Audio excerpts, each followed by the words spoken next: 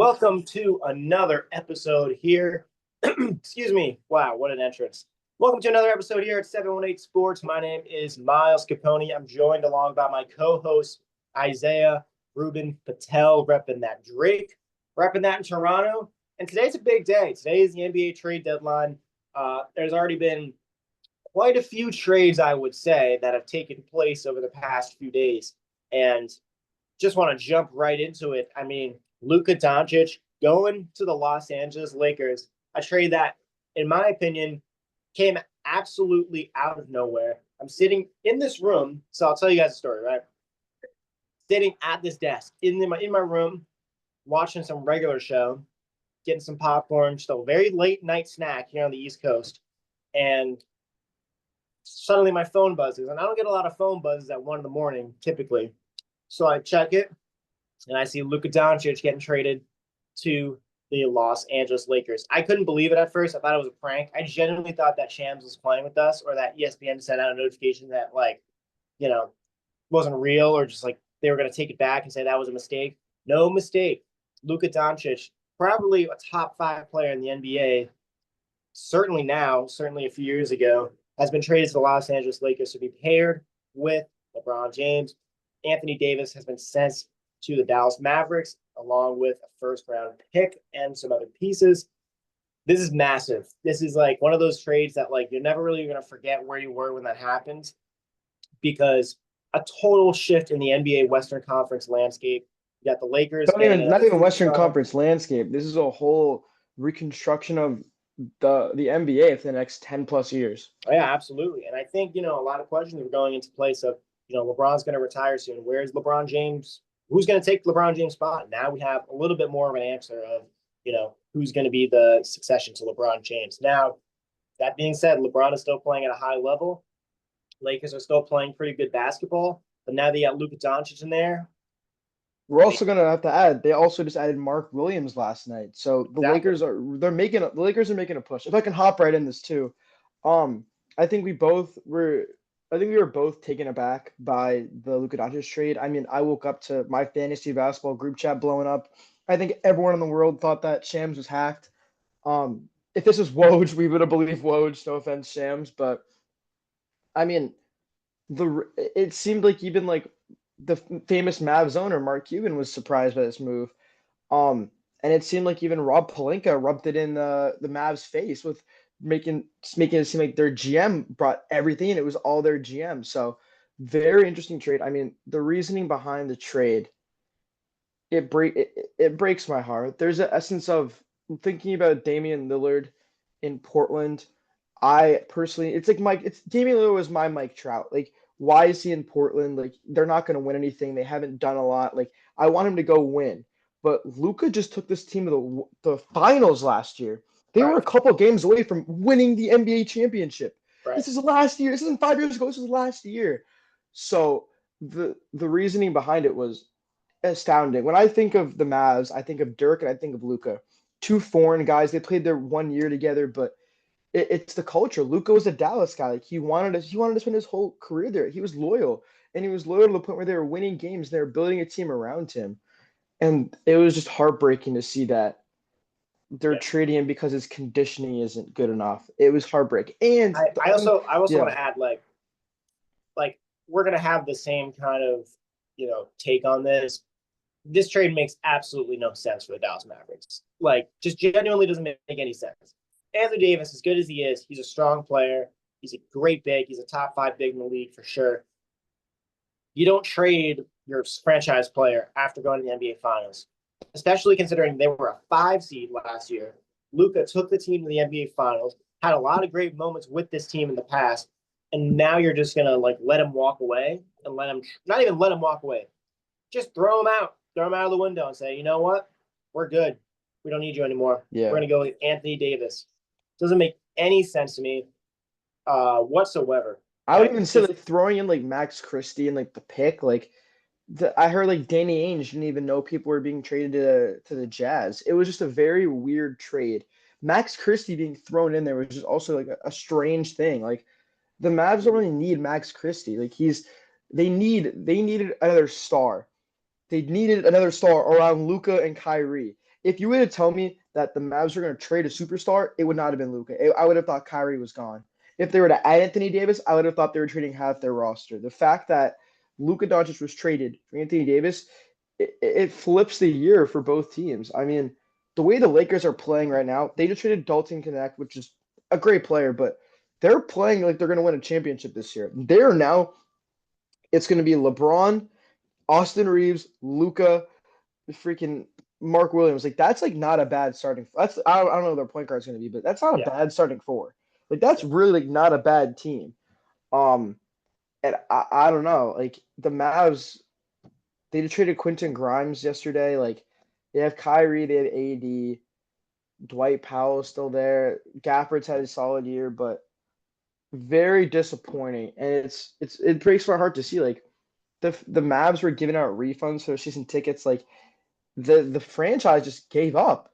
Like Right. they're taking all the amount of money they were gonna lose from those Luca, like the Luca fan. Like someone brought a casket. I don't know if you saw. Someone brought a casket to their stadium. Yeah. Like Yeah. it's so sad to see like a team go against like their fans and go against us. Like they're ruining their franchise, and it's just so sad to see.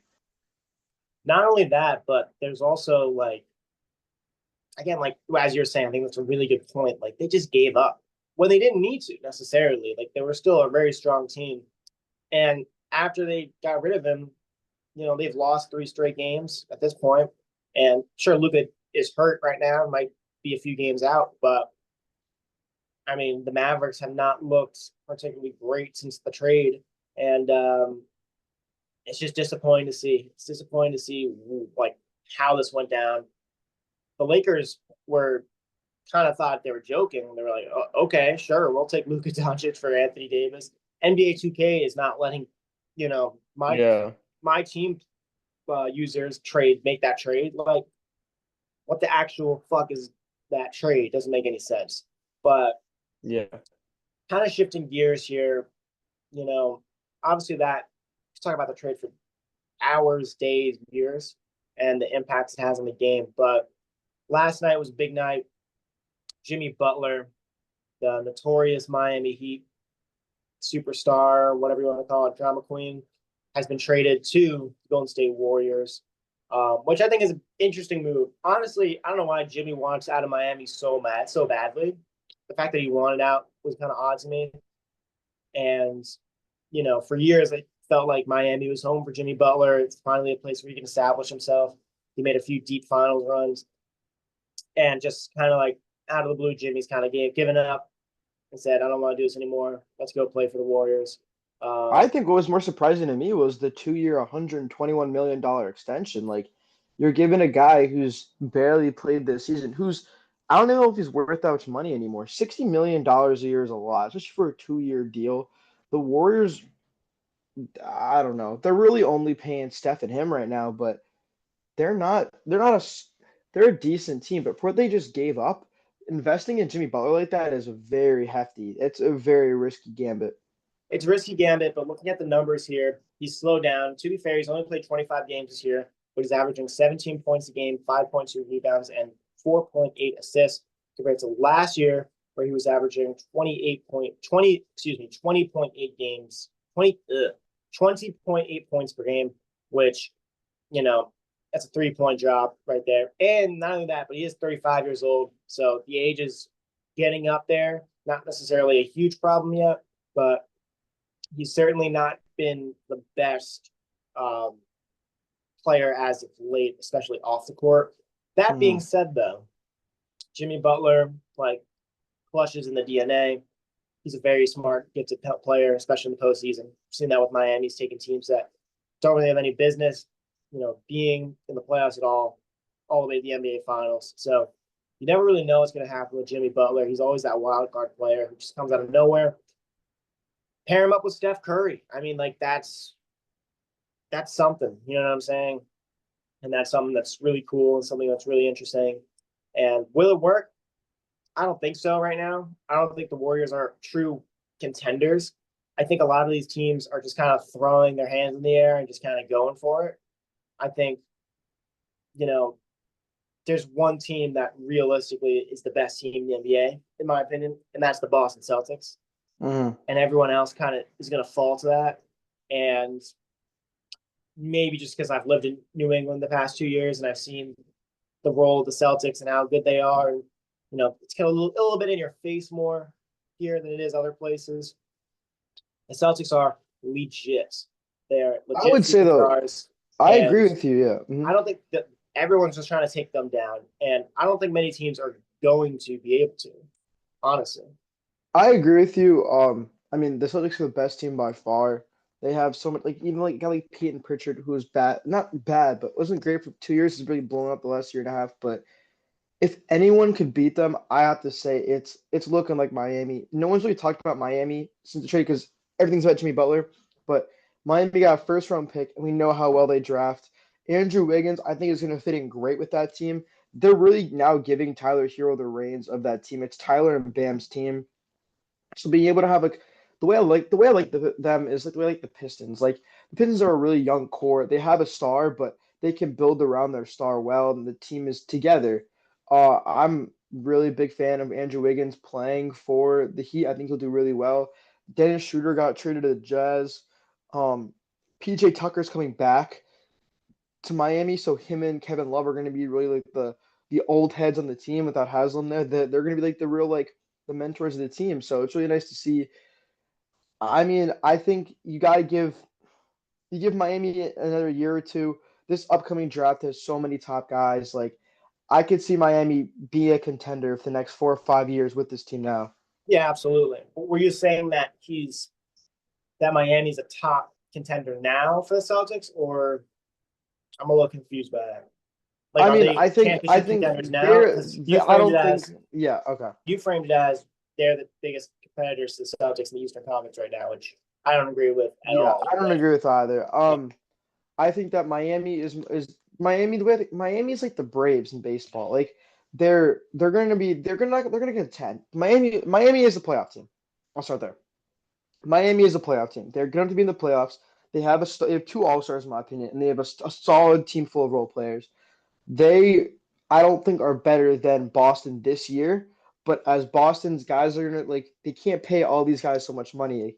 As Boston gets older and as Miami gets older, Miami's gonna get their peak and they're get their run. They have guys on that team who are with Jimmy Butler in the finals. They have playoff experience. They have finals experience, and they have like a young superstar. I think they need maybe one or two more pieces to get this team rolling. I think they should have gone after Brandon Ingram, but they have enough. They draft well enough. They have enough draft capital, and they have enough players in that team where they can really make a splash in this offseason or the next trade deadline to really not change how the franchise is heading, but to really project themselves to be a top 5 team in the NBA. I think they're fringe. They're top 10, but they're lower in the top 10.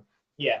And then kind of going back to a couple points, I want to bring up Brandon Ingram at some point on the show today, but I mean, you're talking about the Eastern Conference here. I think the two teams that really have any possibility of beating the Celtics or winning the Eastern Conference are the Cavaliers and the Knicks. And the Cavs, they've been unbelievable this season. Now, I would say their baseball equivalent would be the Los Angeles Dodgers, where they win like 101 games and then like lose in the second round. Hmm. But the Dodgers did win the World Series this year, so you can't really use that as an argument. But the Knicks have also been really good. Brunson's been really playing well. Cass been playing well. Mikal Bridges has been playing better. They've been a better team than they were at the beginning of the season. So it's very interesting to see what could kind of happen there. I think Knicks Celtics in the Eastern Conference Finals are a real possibility, and I think it's really going to be close 6-7 game series. If it is Celtics Cavs or Celtics Knicks, we'll just kind of have to see what happens.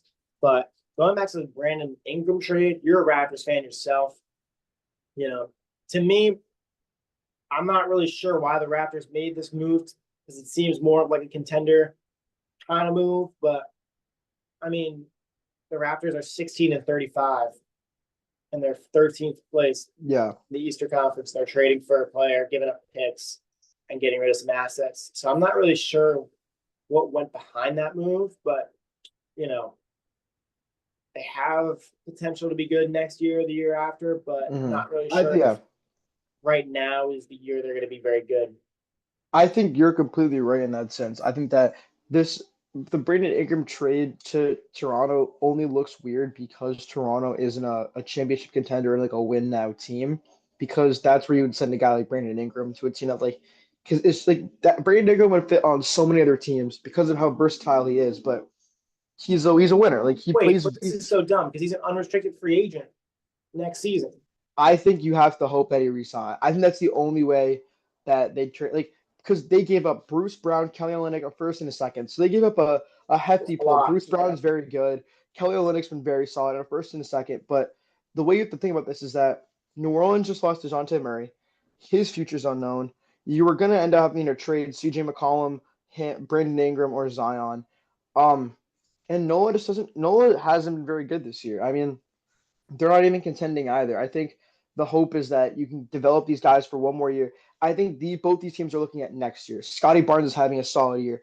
Grady Dick's really improved this year. Chris Boucher, which I guess now they are keeping. Chris Boucher has been having a solid year. They have so many. Davion Mitchell's having a great year.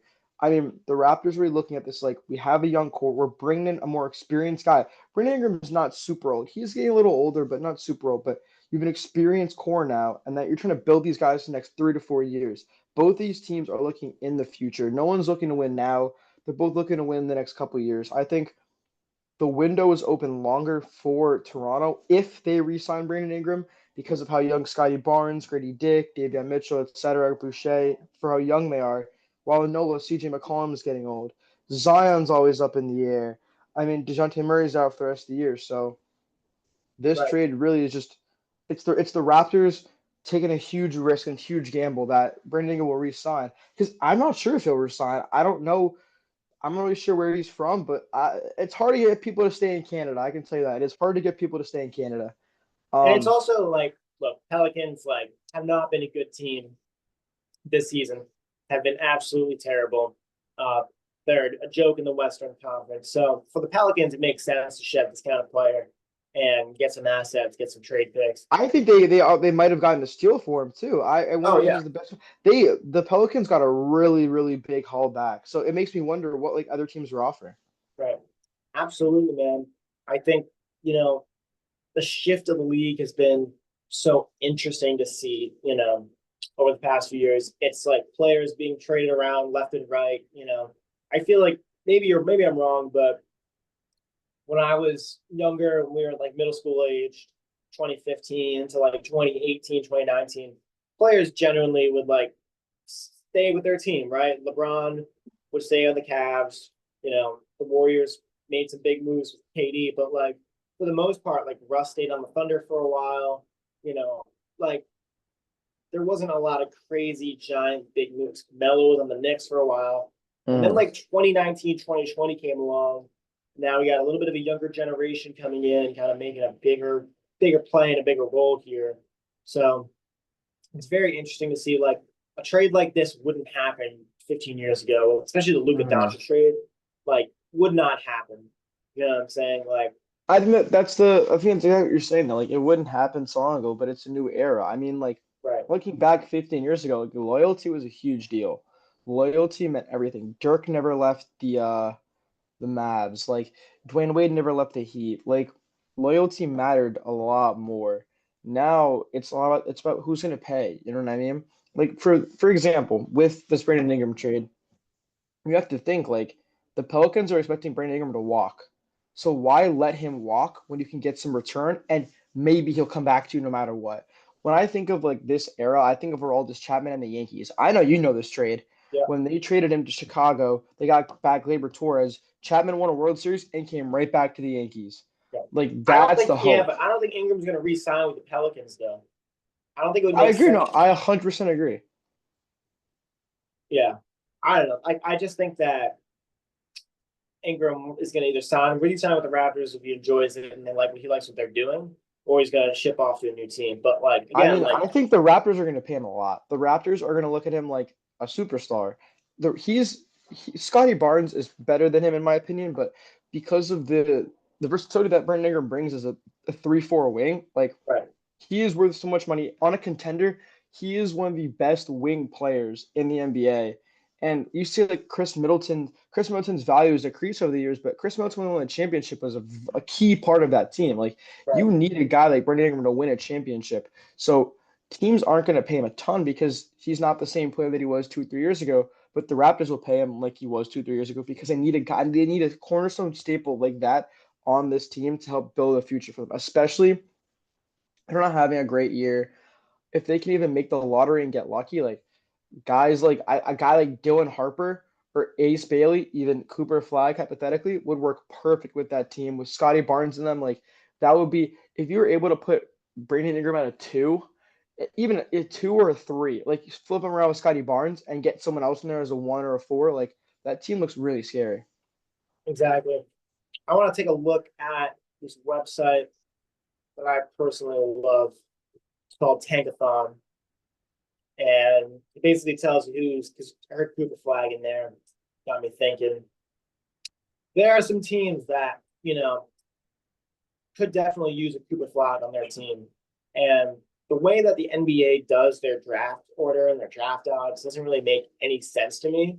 Mm-hmm. I think it should be like the NFL because I mean, if you're like the Hawks had the number one pick last year and they weren't like not a bad team necessarily, they were just still they're just like an average, below average team. But like so right Yeah. now, I'll go through it. The top three most likely to get Cooper Flag, or the number one pick, I should say, but it's going to be Cooper Flag, is the Wizards, the Pelicans, the Utah Jazz. They equally have a 14% chance. Then But you then move look, down, and The Raptors are right there at five too. Like the Raptors are right there at five. The Nets are right below them. The 76ers right there. So I don't know. We'll see what happens with that play. I mean, it could be crazy enough, but Phoenix could slip in there, if they continue to yeah. lose a lot of games. Kind of want to go back to Phoenix in a second there, talking about Kevin Before we Durant. hop into Phoenix, I want to talk about the team above Phoenix in the draft lottery right now, San Antonio. Right. Because San Antonio made a huge splash in the last week with getting De'Aaron Fox. Yeah. I mean, I think we both reacted to it on our TikTok, but I think that was the biggest, besides obviously Luca, that was the biggest trade for me in my opinion. I think that the Kings really positioned themselves in a very good. Like they also just got Jonas Valanciunas yesterday.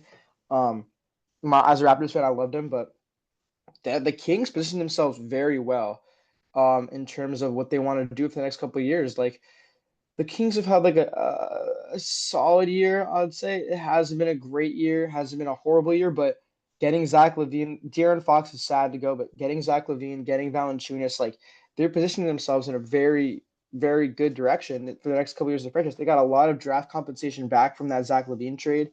That was by far, I think, that was my favorite trade so far this deadline. Just Zach Yeah. LaVine getting to come back with hang out with DeMar DeRozan again. They get to ball out together. You have Sabonis now, Valanciunas, Keegan Murray's there.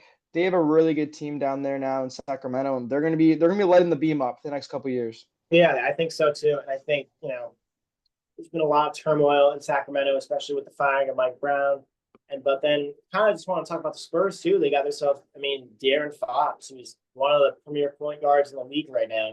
And then pair that up with Wemby, little pick and roll there, little alley oops. They're going to be kind of crazy in San Antonio. And, you know, San Antonio right now, not a team where I think right now they're going to win the championship necessarily, but give it a year or two, and they're right up in there with a lot of those teams in the Western Conference. So it's going to be time will tell, of course, but it's going to be very interesting to see what happens. Yeah, I like that San Antonio trade. It concerns me only with the fact of they have now De'Aaron Fox and CP3 in terms of who's going to play where, but having both those guys there to mentor the young guys like Castle will be huge for them. I mean, as you just said, like Wemby, like who Wemby is such a crazy player in itself. And the Spurs aren't fall. The Spurs are what? 3 games back of a play-in spot. So Yeah. the Spurs are right on the edge. De'Aaron Fox could be what pushes them over. I still think they need I really love this upcoming draft. This is the most excited I've ever been for a draft class, probably since I started watching basketball. From Cooper Flag to Ace Bailey to Trey Donaldson to Vlad, like there's so many talented players up and down the first 60 in that draft lot in the draft this year. So many teams come next year. So many teams are going to improve so much through the draft. So a team like the San Antonio is one first, maybe even one first or second round pick away from like changing their like changing how next year goes. They could be contenders by next year depending on who they pick. Right. Absolutely. So it's been a lot of excitement going on with the NBA.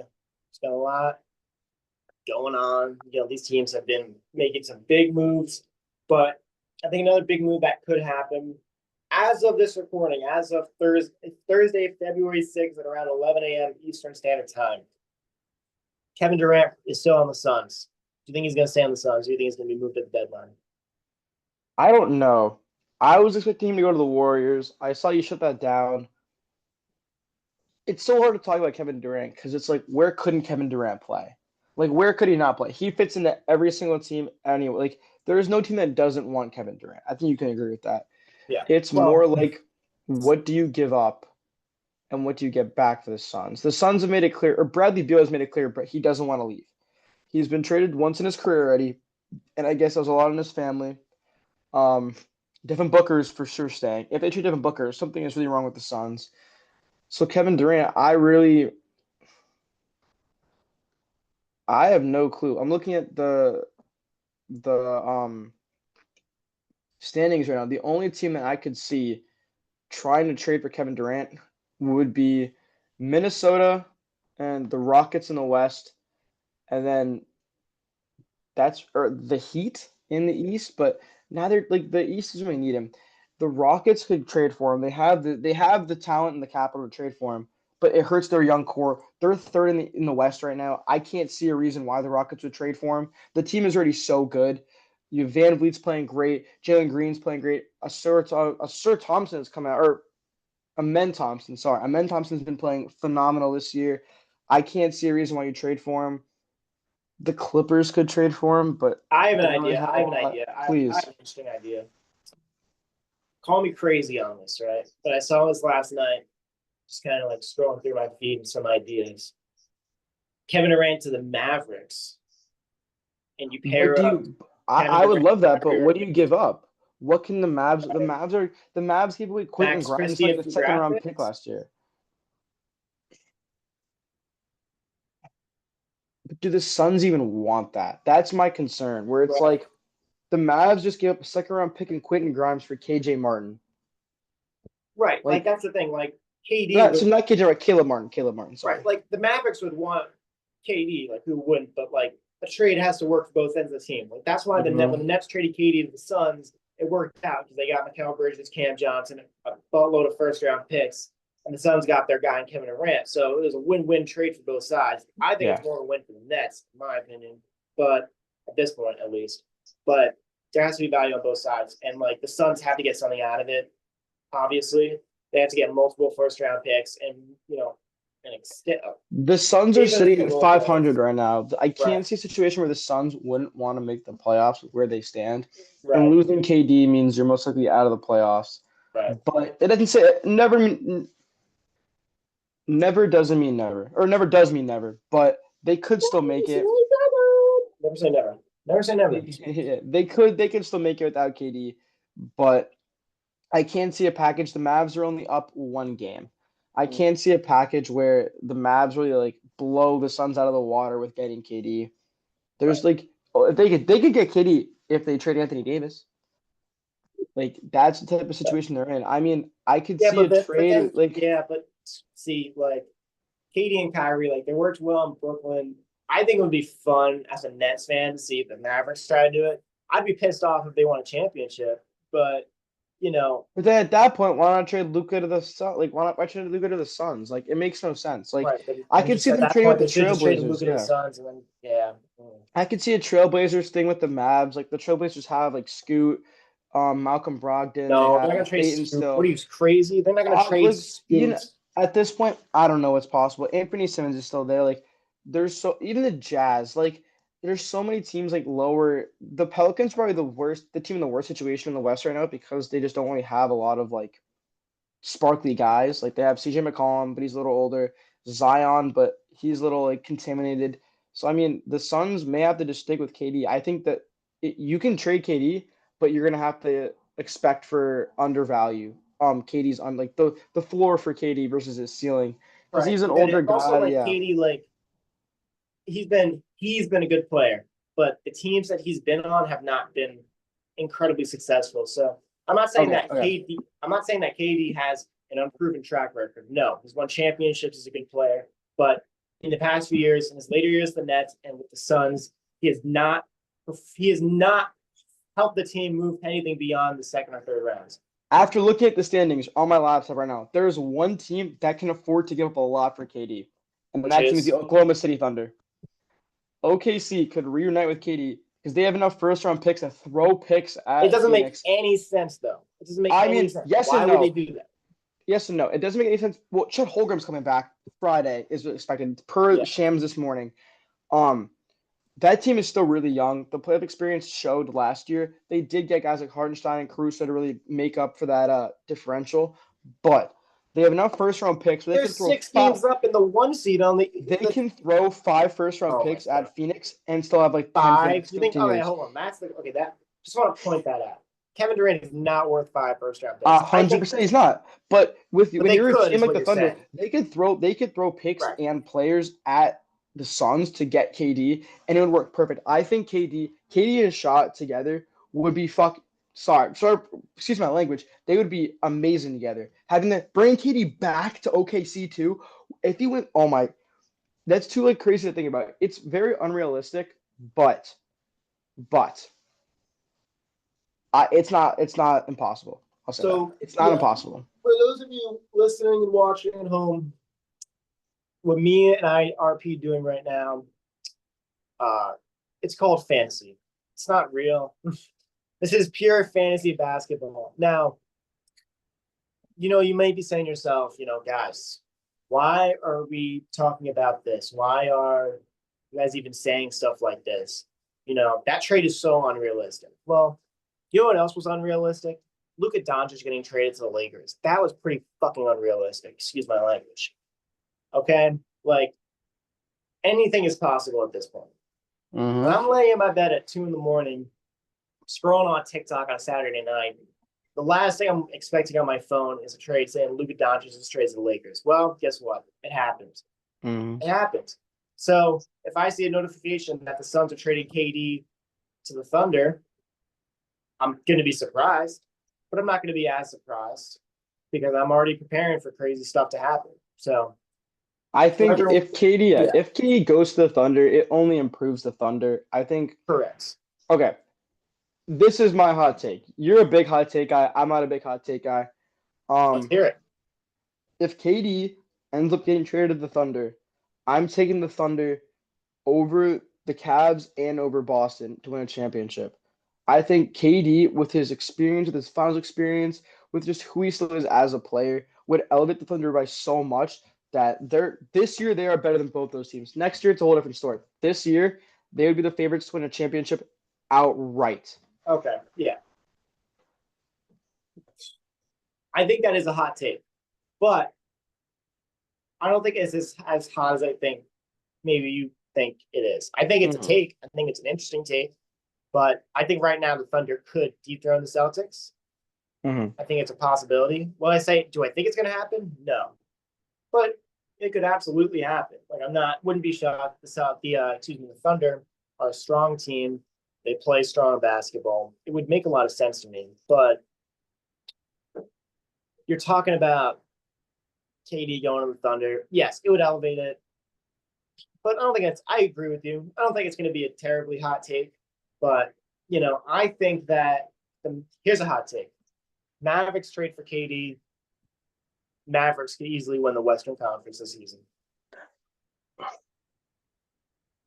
That is a hot take, but I think it's so unreal. Like, okay, that's what makes a hot take a hot take. Well, Luka, so unrealistic it could the happen. Lakers is unrealistic, but here we are. So it's just more like I feel like the Mavs GM is just against the team. Like the way the Luka trade went down, like they just didn't get enough back for Luka.